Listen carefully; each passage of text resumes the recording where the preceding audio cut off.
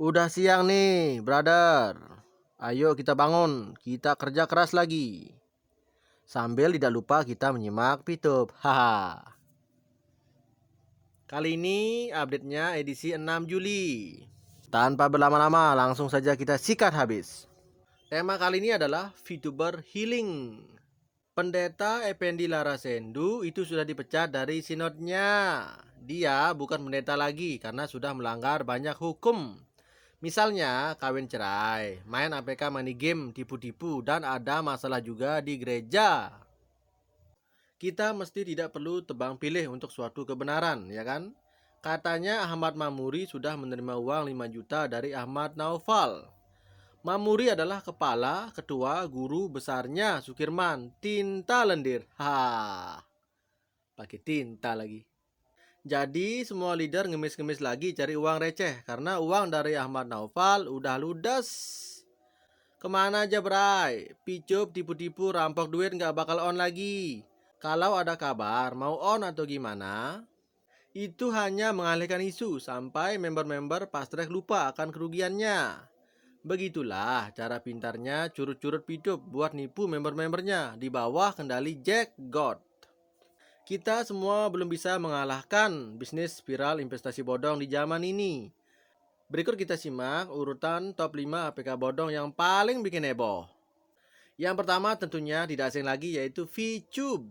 Yang kedua JAA Lifestyle. Yang ketiga Vito. Yang keempat Yagoal. Dan yang terakhir Alimama Falsu. Udah scam semua ya kayaknya. Terutama VTube. Terus leader-leadernya nasibnya gimana? Nggak tahu dah. Nggak ada urusan lagi sama leader penipu VTube itu. Ada yang scam lagi nih, baru scam lagi, yaitu Enel Kekuatan Hijau. Sudah bubar jalan sekarang. Silahkan Anda keluarkan seluruh isi ilmu yang sempat mampir pada dirimu, Pak Sukirman. Saya hanya akan mengeluarkan sedikit saja pengetahuan saya, biar berimbang gitu. Kok sedikit? Keluarin yang banyak aja biar imbang. Ini juga yang saya dapatkan. Utamakan adab dalam menuntut ilmu. Dan juga utamakan beradab saat menyampaikan ilmunya ke orang lain. Karena tanpa adab, Anda akan jadi orang biadab. Ha! Pak Sukirman gak akan kuat, memori kita berbeda. Saya memorinya 512 GB, sedangkan Pak Kirman memorinya cuma 4 GB. Dikhawatirkan gejala-gejala yang ada di Pak Kirman sekarang akan semakin merusak saraf-saraf otonom, menutupi saraf-saraf kapiler, hingga nantinya akan benar-benar asupan darah dan oksigen tidak bisa melewati saraf-saraf otonom di otak Pak Sukirman. Resikonya adalah stroke yang paling fatal. Resiko terkecilnya adalah enzim endorfin tidak dipenuhi di otak kiri yang gejalanya sering melamun. Waduh. Kok jadi bahas biologi nih? Apa hubungannya ya? Selain melamun, juga menangis tiba-tiba, bicara sendiri dan ngamuk-ngamuk. ODGJ dong. Dan solusinya hanyalah obat alprazolam, baraksiden dan lain-lain sebagai penenang. Saat Anda bertanya lagi kepada orang yang dianggap sukses, dia akan memberikan jawaban berbeda soal kesuksesan. Sehingga Anda bingung sendiri. Bisakah saudara jabarkan kesuksesan itu seperti apa? Dulu waktu lagi gencar-gencarnya Picup, tak perlu dibahas lagi. Yang penting sekarang kita jauh lebih baik aja. Dia orang yang cerdas tapi nggak beradab dalam menyampaikan ilmunya. Maka sebaiknya belajarlah dari tuyul. Masih kecil tapi sudah pintar cari duit, ya kan? Masih kecil aja pinter, gimana udah besar ya? Jangan belajar dari Wilbert dan Yunita. Karena sampai tua bohongin orang terus kerjanya. Hahaha. Gayamu Pak Sukirman gak payu dijual. Berbicara soal adab diarahkan ke orang lain. Tapi bahasa Anda itu jelas sangat tak beradab dan tidak berakhlak. Coba cek kata-kata Anda.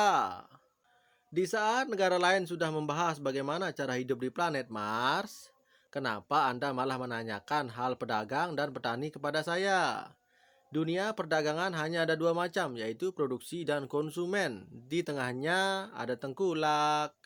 Sangat sederhana sekali, tinggal pedagang bisa memenuhi tingkat konsumsi konsumen dan petani sebagai produsen, itu misalnya. Dan jawaban itu sudah mewakili segala aspek dunia perdagangan. Yang penting jangan samakan dengan kripto yang ada sistem dump and pump. Di sini kita bicara supply dan domain.